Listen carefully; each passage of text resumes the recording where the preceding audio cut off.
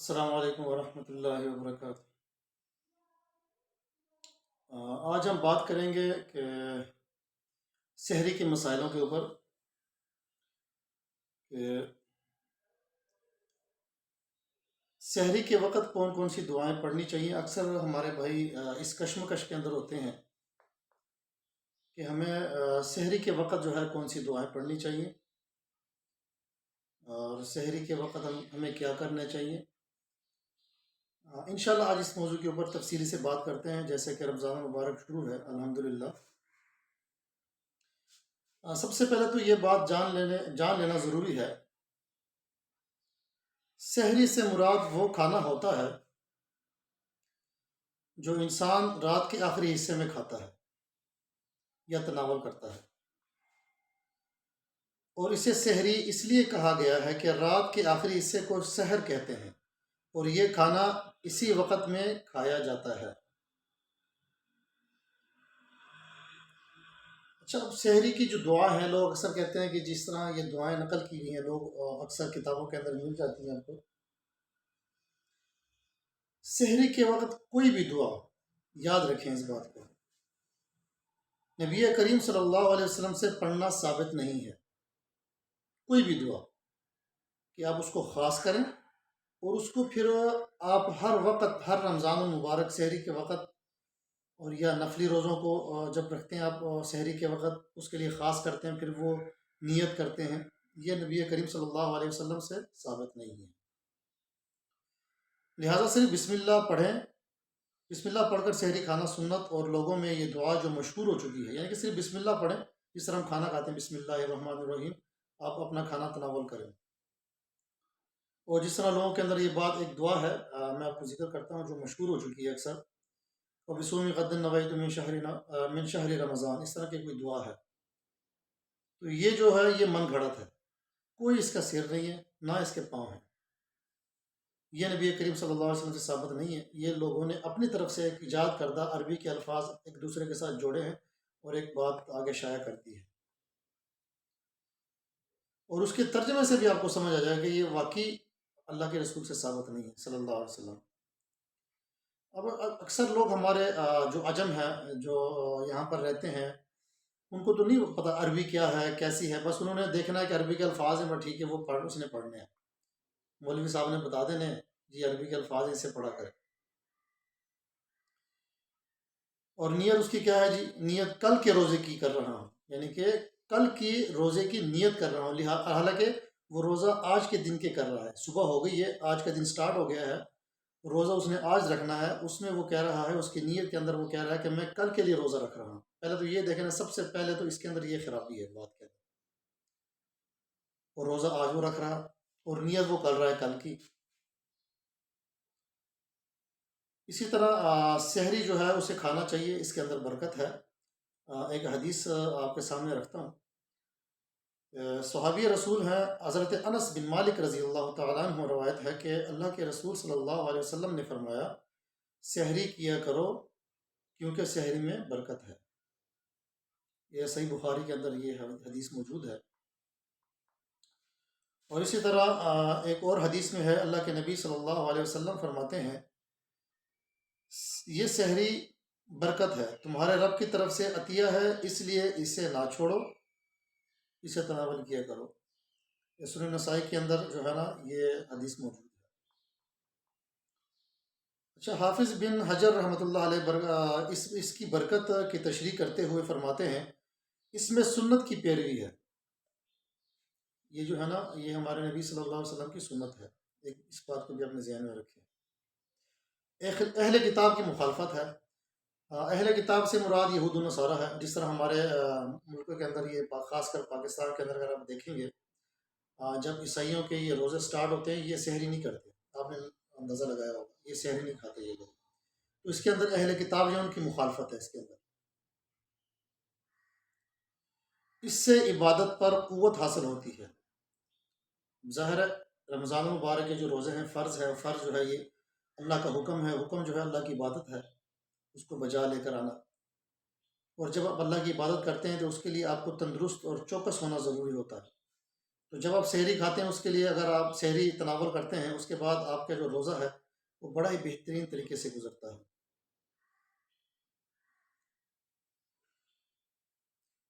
اور اسی طرح چستی کے اندر بھی اضافہ ہو جاتا ہے، انسان جو چست تکڑا رہ جاتا ہے روزہ رکھنے کے لیے شام تک۔ بھوک کی وجہ سے متوقع بدخلقی سے نجات مل جاتی ہے۔ اگر سحری کے وقت کوئی سائل آ جائے تو صدقہ کرنے کا موقع مل جاتا ہے۔ قبولیت دعا اوقات میں ذکر و دعا کا بھی موقع مل جاتا ہے۔ شام کو کوئی روزے کی نیت کرنا بھول گیا تو اسے نیت کرنے کا موقع بھی مل جاتا ہے۔ یہ سحری کی فضیلت یہ ہے کہ سحری امت محمدیہ کی خصوصیت یہ ہے، یہ خصوصیت صرف اللہ کے رسول صلی اللہ علیہ وسلم کے جو امت ہے نا اس کو اللہ پاک نے یہ شرف بخشا ہے۔ پہلی امتوں پر روزے تو فرض تھے مگر انہیں سحری کی سہولت میسر نہیں تھی۔ اللہ کے نبی صلی اللہ علیہ وسلم فرماتے ہیں یعنی ہمارے روزوں اور اہل کتاب کے روزوں میں فرق سحری کا کھانا تناول ہے، یعنی کہ سحری کا جو کھانا یہ فرق ہے۔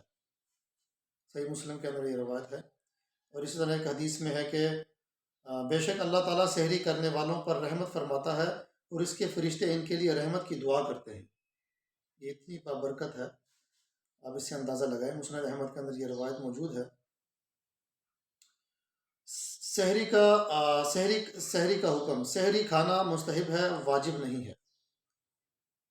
اب یہ دیکھیں اس کے اندر بھی ایک اب یہ بات یاد رکھیں، اکثر لوگ مثال کے طور پہ انہوں نے تو رات کو نیت کی ہوتی ہے کہ ہم نے صبح انشاءاللہ اٹھنا ہے، رات کو تراویح بھی انہوں نے پڑھ لی ہوتی ہیں، تو کوئی ایسا مسئلہ بن جاتا ہے کہ ان کی آنکھ نہیں کھلتی، وہ جب کھلتی اذانیں ہو چکی ہوتی ہیں۔ تو اس سے یہ یاد رکھیں یہ سحری کا جو کھانا ہے یہ مستحب ہے، واجب نہیں ہے۔ واجب کا مطلب یہ ہے کہ اگر آپ یہ کام نہیں کریں گے تو اگلا کام آپ سے نہیں ہوگا، یہ مستحب ہے، سنت ہے، نبوی ہے، اور اس کے اندر برکت ہے۔ اگر کوئی کسی کی آنکھ لگ گئی ہے کسی وجہ سے اس نے سحری نہیں کھائی اور صبح ہو گئی تو وہ اسی طرح اس روزے کو جو ہے نا آگے لے کے جائے گا بغیر سحری کے، تو اس کے لیے تو اس کے روزے کے اوپر کوئی فرق نہیں پڑے گا انشاءاللہ۔ امام بخاری رحمۃ اللہ نے اس کے اوپر نا ایک باب قائم کیا ہے، باب البرکہ، یعنی سحری کھانا باعث برکت ہے اور مستحب ہے، واجب نہیں ہے، کیونکہ نبی کریم صلی اللہ علیہ وسلم اصحاب نے یہ پے در پہ روزے رکھے اور ان میں سحری کا ذکر نہیں ہے۔ صحابی رسول قیس بن سرمت الانصاری ہے ایک رضی اللہ تعالیٰ عنہ، نے رمضان میں بغیر افطاروں سحری کے دوسرے دن کے روزہ رکھا، یعنی کہ نہ اس نے افطاری کی اور نہ سحری کی، اور پھر دوسرے دن اس نے روزہ رکھا تھا۔ ظاہر ہے دیکھیں غربت کے دن تھے، وہ بڑے مشکل دن گزرے صحابہ کرام پر، گھروں کے اندر کچھ نہیں ہوتا تھا کھانے کے لیے پینے کے لیے۔ تو آج کل شکر ادا کرنا چاہیے اس امت کو، اللہ پاک نے جو نعمتیں دی ہیں آپ لوگوں کو۔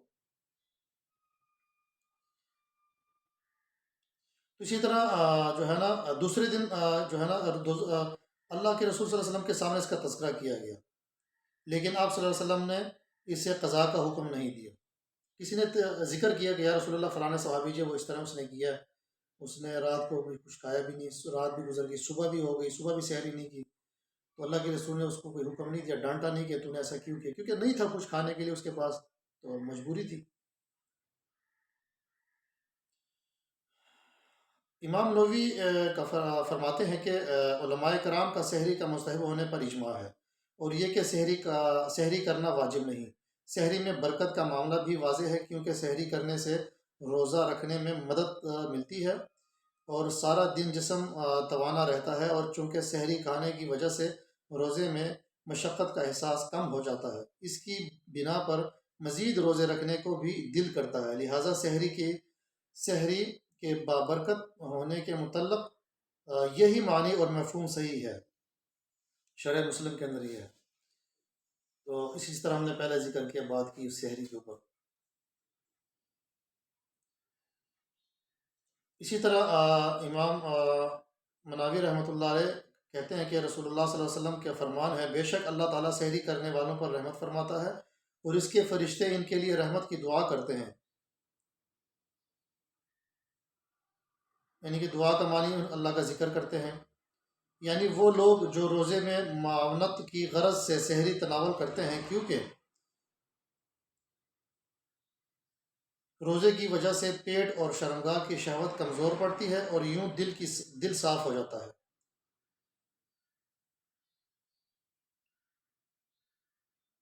اور اسی طرح اگلا باب ہے، روزے دار کے لیے سحری کرنا سنت ہے۔ ابن منظر نے اس کے مستحب ہونے پر اجماع نقل کیا ہے۔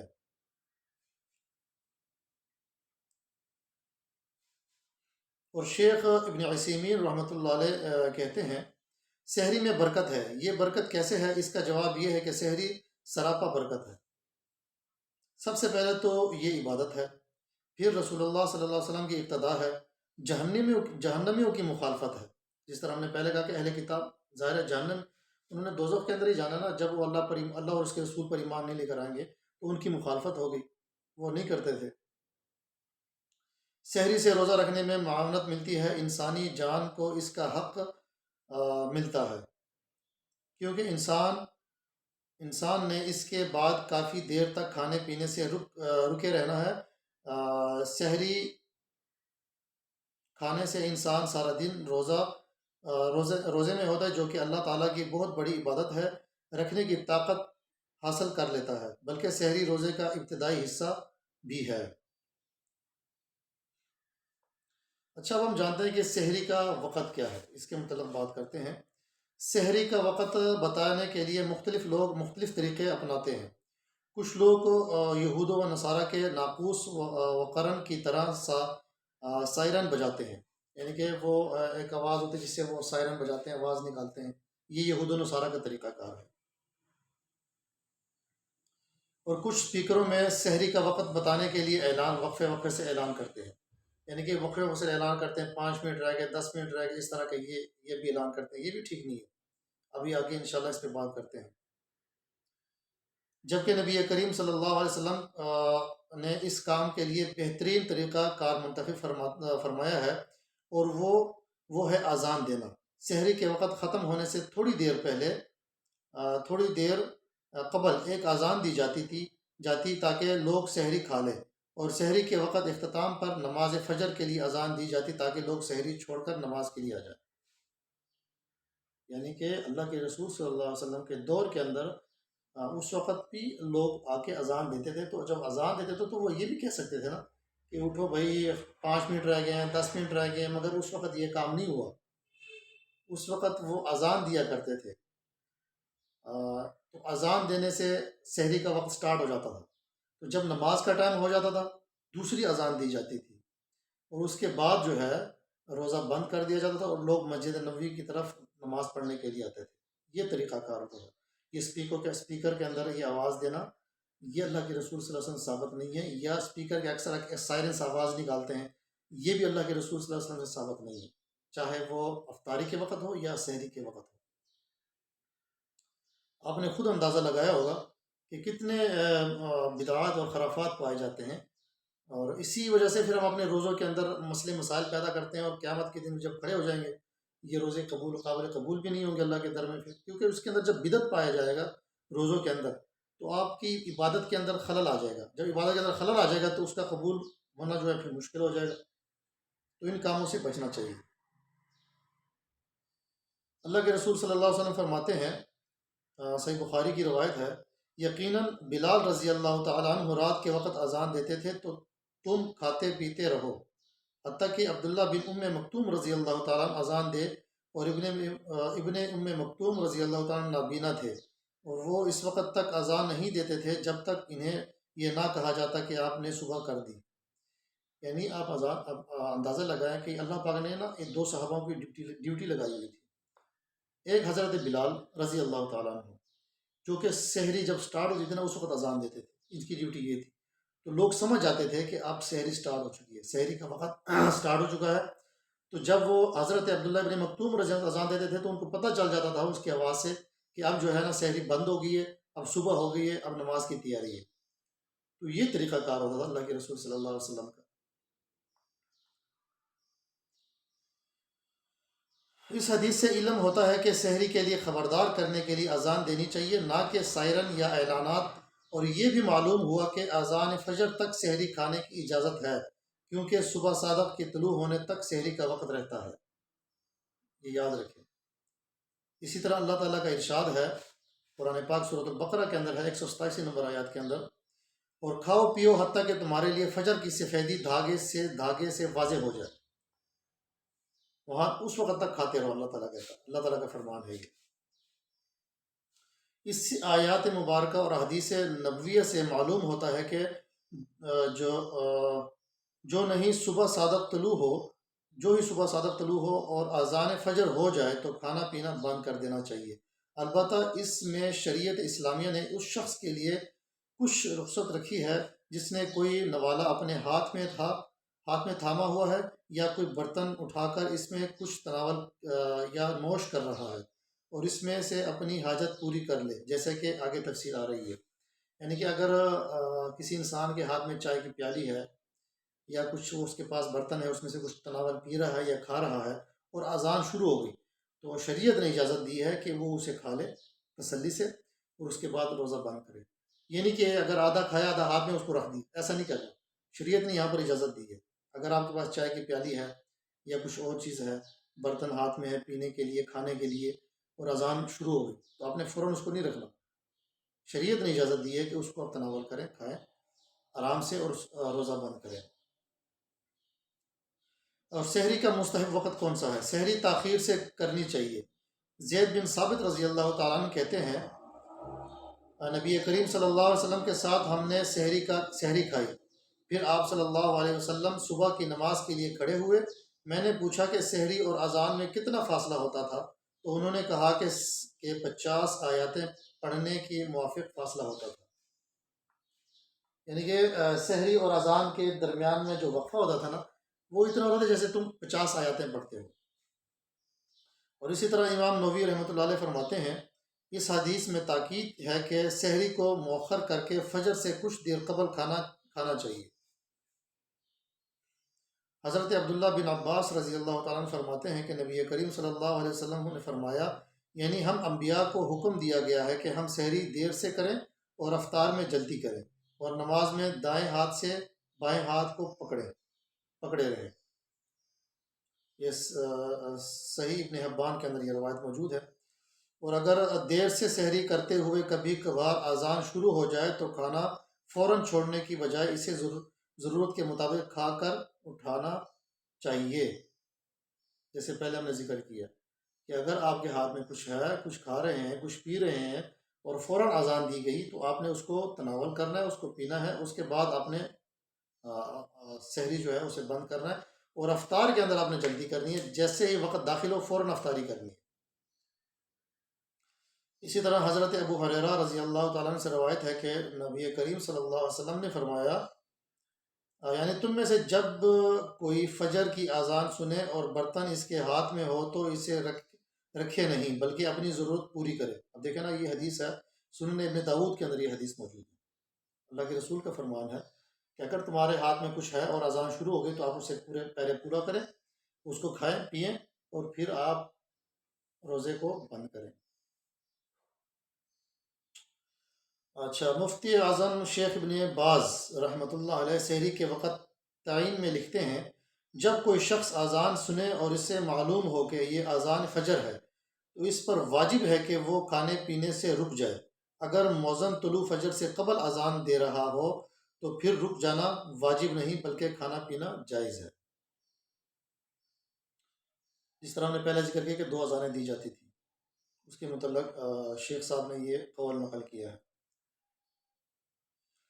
اچھا، حالت جنابت میں سحری کرنا، اکثر لوگوں کے اندر ذہن کے اندر یہ سوال پایا جاتا ہے کہ کیا جنابت کی حالت میں سحری کر سکتے ہیں، یا جنابت کی حالت میں کیا عورت سحری تیار کر سکتی ہے؟ اس طرح ایک سوال کیا جاتا ہے، اس پہ بھی بات کرتے ہیں۔ اگر کوئی شخص جنبی حالت میں صبح کرتا ہے تو وہ صرف وضو کر کے سحری کر سکتا ہے، یعنی صرف اگر وضو کرے، اپنے منہ ہاتھ دھوئے، پاؤں دھوئے، کلولی کرے، جس طرح وضو کیا جاتا ہے، اور اس کے بعد وہ اپنی سحری کرے۔ اگر عورت ہے تو وہ سحری تیار کرے، اس میں کوئی حرج نہیں ہے۔ اچھا، اب ایک حدیث ہے صحیح بخاری کے اندر ہے، اس کے اوپر دلیل ہے۔ سلیمان بن یسار رحمۃ اللہ علیہ فرماتے ہیں کہ میں نے ام المومنین ام سلمہ رضی اللہ تعالیٰ عنہ سے ایسے شخص کے بارے میں پوچھا جو جنابت کی حالت میں صبح کرے، آیا وہ روزہ رکھ سکتا ہے؟ تو انہوں نے فرمایا نبی کریم صلی اللہ علیہ وسلم احتلام کے بغیر یعنی جمع کی وجہ سے جنبی حالت میں صبح کرتے، پھر بھی وہ روزہ رکھ لیتے۔ یہ دیکھیں واضح حدیث ہے۔ اللہ کے رسول صلی اللہ علیہ وسلم کو کبھی کبھار اس طرح اگر ہو جاتا تھا تو وہ جنبی ہوتے ہیں، یعنی کہ غسل ان کے پر ہوتا واجب، تو پھر بھی وہ سحری کرتے اور روزہ رکھ لیتے، بعد میں وہ پھر غسل کرتے۔ سحری میں کھانے کی چیزیں کیا ہونی چاہیے؟ سحری میں کھجور کھانا مستحب ہے۔ ابو ہریرہ رضی اللہ عنہ روایت کرتے ہیں کہ نبی کریم صلی اللہ علیہ وسلم نے فرمایا کہ مومن کی بہترین سحری کھجور ہے۔ ابن داود کے اندر حدیث موجود ہے۔ اور اس کے علاوہ جو بھی حلال رزق میسر ہو کھا سکتے ہیں۔ اگر کچھ بھی مہیا نہ ہو سکے تو ایک گھونٹ پانی بھی پی لینا چاہیے۔ صحابی ہے اللہ کے رسول صلی اللہ علیہ وسلم کے عبداللہ بن عمرو کہتے ہیں کہ اللہ کے رسول صلی اللہ علیہ وسلم نے فرمایا سحری کرو خواہ ایک گھونٹ پانی سے ہی کیوں نہ ہو۔ صحیح ابن حبان کے اندر روایت ہے۔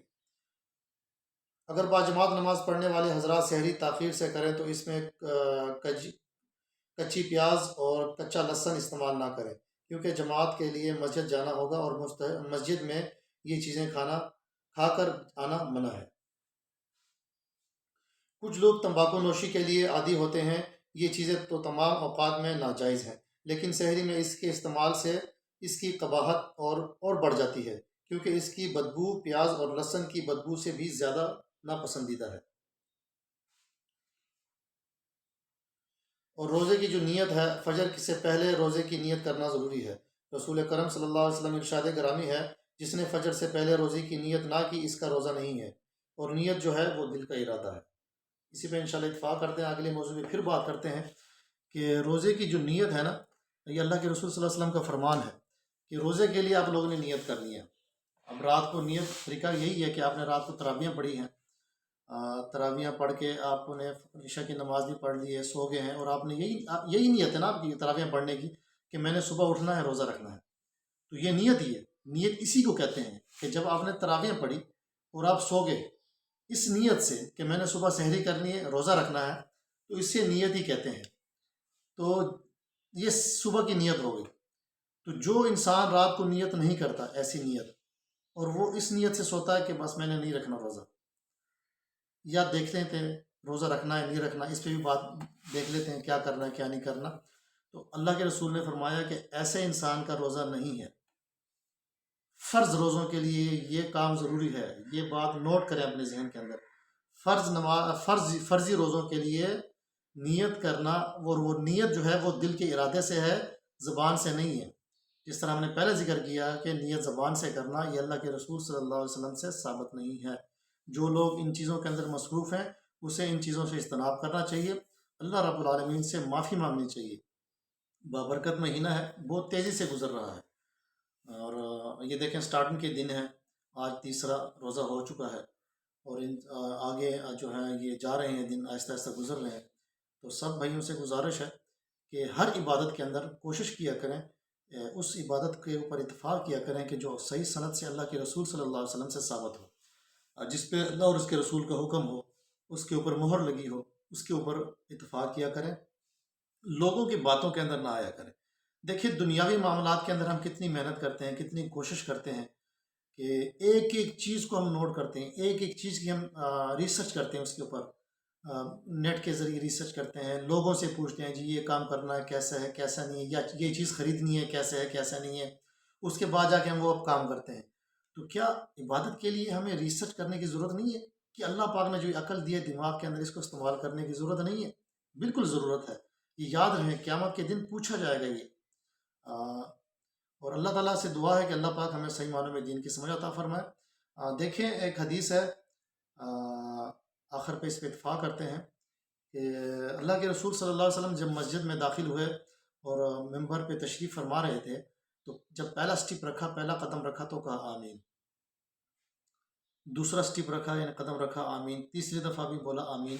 तो सहाबा कराम जो थे वो उन्होंने कोई अजीब मंजर महसूस किया, तो पूछा या रसूलुल्लाह सल्लल्लाहु अलैहि वसल्लम, आज आपने कुछ अजीब मंजर पेश किया है, इसकी क्या वजह है, ज़रा वजाहत करेंगे इसकी? तो अल्लाह के रसूल सल्लल्लाहु अलैहि वसल्लम का फरमान है कि अभी इस वक्त हज़रत जिब्रील अलैहिस्सलातु वस्सलाम आए, मेरे पास खड़े हैं, तशरीफ़ लाए, और उन्होंने फरमाया, अब ज़रा नोट करें इस बात के ऊपर, उन्होंने फरमाया और उन्होंने कहा, बहुत सख्ती सख्ती के अल्फाज हैं ये, कि अल्लाह ताला उस इंसान का नाक खाक आलूदा करे, यानी कि तबाह करे, उस इंसान को बर्बाद हो जाए वो इंसान जिसके ऊपर रमज़ान के रोज़े आएँ और वो उसका इकराम ना करे, उसकी इज़्ज़त ना करे, उसका एहतराम ना करे और उस उन रोज़ों को रखे ना। अल्लाह ताला उस इंसान को तबाह करे, बर्बाद करे। ये बद्दुआ कौन दे रहा है? जो फरिश्तों का सरदार है, जिसका नाम है हज़रत जिब्रील अलैहिस्सलातु वस्सलाम। और आमीन किसकी ज़ुबान से निकल रहा है? अल्लाह के रसूल सल्लल्लाहु अलैहि वसल्लम। कौन है? आदम के औलाद के सरदार हैं, रहमतुल लिल आलमीन। उनकी ज़बान मुबारक से अल्फाज निकल रहे हैं आमीन। तो मुझे बताएं ज़रा कि बद्दुआ देने वाला फरिश्ता फरिश्तों का सरदार है, और आमीन कहने वाला जो है वो कौन है? हज़रत आदम की औलाद के सरदार है। तो क्या उस इंसान की बदबख्ती नहीं होगी? इतने बेहतरीन रोज़ों के दिन हैं, इतने खूबसूरत दिन, ठंडे दिन हैं, मौसम कितना प्यारा मौसम है आपके सामने, और इसमें भी एक इंसान इसकी इज़्ज़त नहीं करता, इकराम नहीं करता।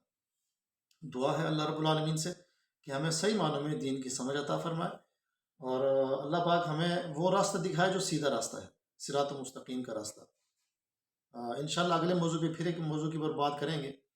अभी इजाज़त चाहते हैं। अल्लाह हाफिज़।